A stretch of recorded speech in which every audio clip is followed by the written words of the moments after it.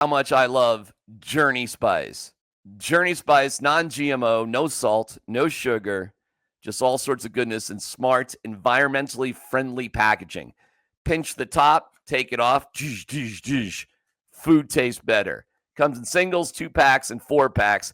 It's Journey Spice. Find them at Amazon.com. Time for Denver's best sports talk with the Altitude Daily. This is the Altitude Daily Podcast. Everything you can't miss from today on Altitude Sports Radio.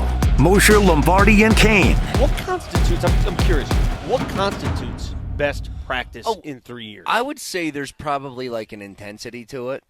There's a rhythm? What? Nobody made mistakes? What is it? We knew it. How about this, Vic? You saw it a couple days ago. The first hit. The first play, Dobbins up the middle, he gets blown up by Greenlaw, and the hooting and hollering that was happening. There was a different sort of energy that day for whatever reason. Look, I don't know what that means. I don't know what it equates to, none of that stuff. But I will tell you this, that I didn't hear things like that in previous practices in previous years. And I think it also helped that it was Greenlaw. It was a new acquisition that I think a lot of people are looking at like, dude, this guy can play. Like, I think all that kind of boils together.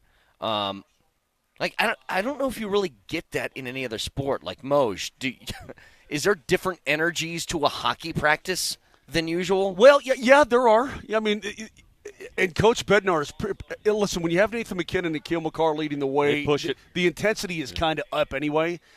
But if there's any question marks or lollygagging, practice is stopped, and it's reiterated. Hey, let's get our work in. Let's go. Yeah. There's a certain self-motivation with that club. But doesn't it get you psyched up to know that a veteran player, says into an open microphone, that's the best practice we've had in 3 years? That's pretty cool. Yeah, it's really cool.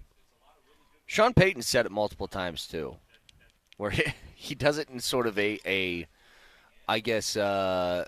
more casual way. But when he goes, I told you guys before, I like this team. And Legwold has mentioned it, that Peyton just usually doesn't speak about his teams in that kind of manner. Like, every coach thinks the team's going to be good, and I'm sure he always thinks his teams are going to be good because he's the head coach of it and that sort of thing. But when I keep mentioning this, you guys have watched, a week's worth of camp or something close to it. What's the weakness? Well, what's the weakness I'll on tell the you team what right the weakness is right now. Depth at linebacker. That's the weakness. Well, yeah, after right two now, guys. After two guys go down. Three for sure. guys. 3 guys have gone down. Greenlaw, Singleton. Drew Sanders. Oh, Drew Sanders, yeah. Yeah, I mean, you've had 3 linebackers in the first week of camp that are out. Well, only one is for the season, and that's Sanders. Understood. No, he's not for the He's season. not for the Sanders season. is only 4 to 8 weeks. Oh, tops. 4 to 8 weeks. Yeah. Okay. But still, you're right. It's the connective tissue still, thing. Right? that's yeah. that. If you're asking me what I see and what I worry about, that's what I worry about. The Altitude Daily. The Morning Sprint. I think the situation with Micah Parsons is vastly different in Dallas. And I saw someone throw this out on Twitter. The Broncos haven't, reached an agreement with Nik Bonitto quite yet on an extension.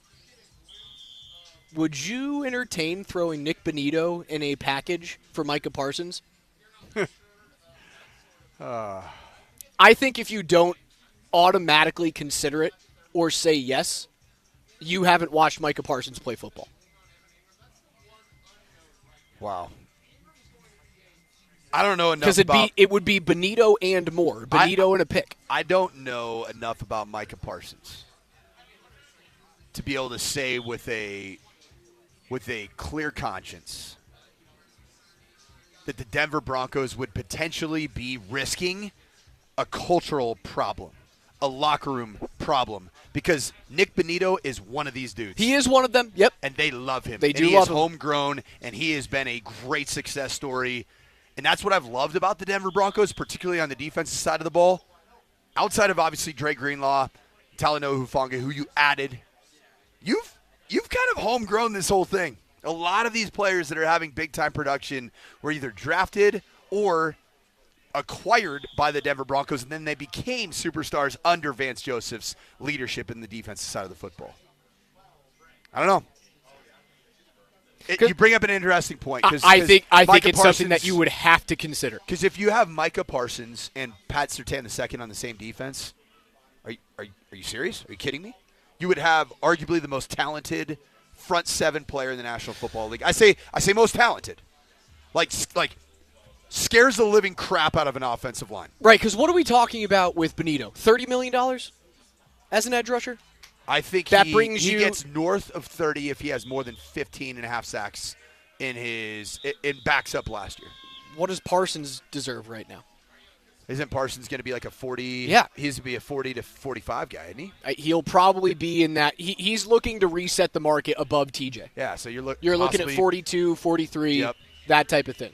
And he has been, outside of last year, right? Like, he's been a very healthy linebacker in this league. He played 16 games as a rookie, 17 and 17 and 22 and 23, and he played 13 games last year. He's been a Pro Bowler every season, first-team All-Pro in his rookie and sophomore season, second-team All-Pro in his third year. His sack numbers, 13, 13.5, 14, and 12 last year in just 13 games.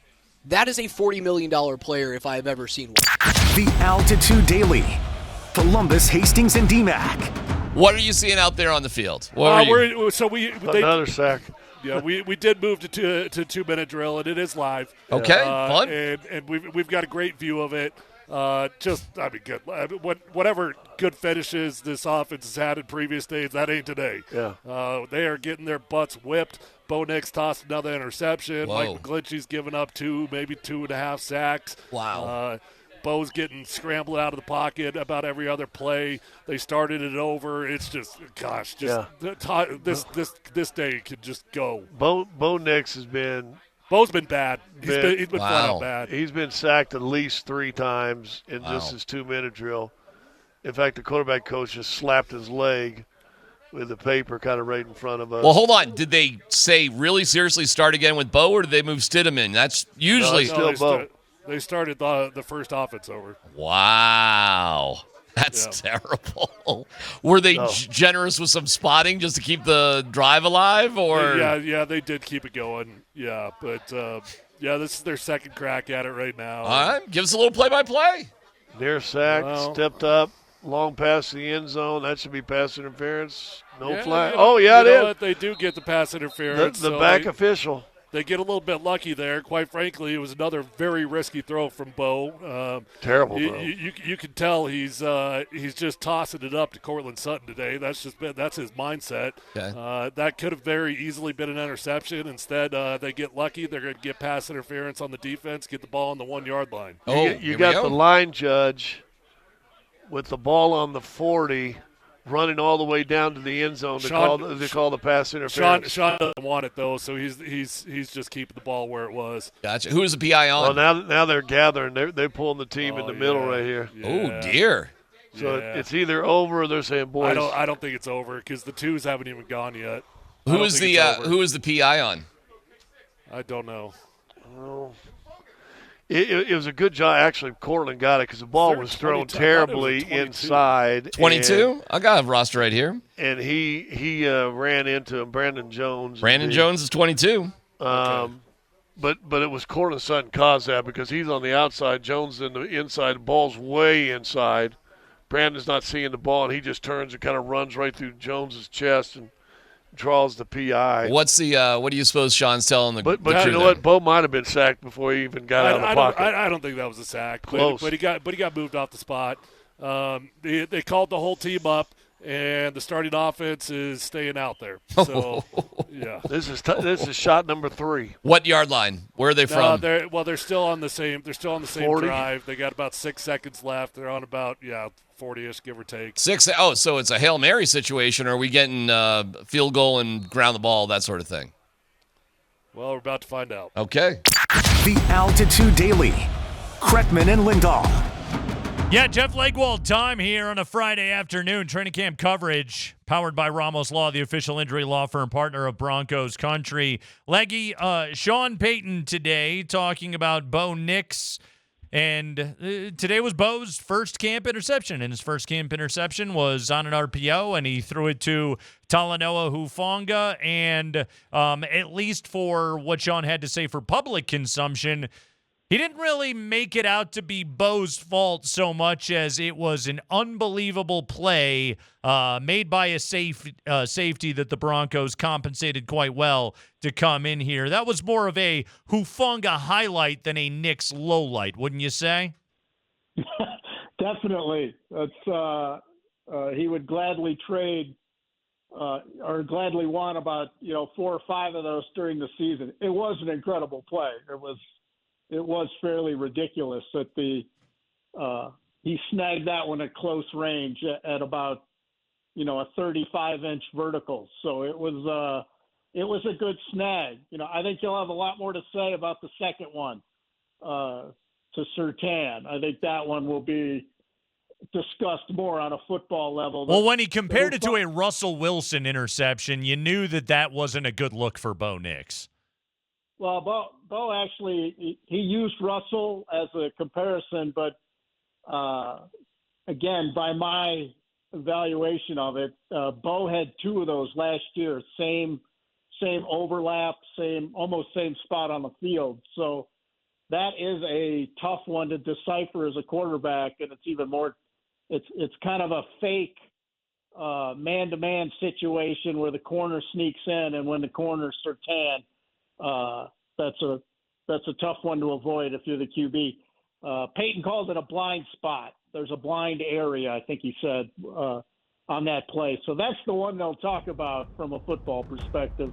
The other one, you just say that's an awesome play. That ball will get there through there 99 times out of 100. You've been listening to the Altitude Daily. Catch us live weekdays on 92.5 FM, the Altitude Sports Radio app, twitch.tv/AltitudeSR, youtube.com/Altitude Sports Radio, and your favorite smart speaker. Say Altitude Sports Radio.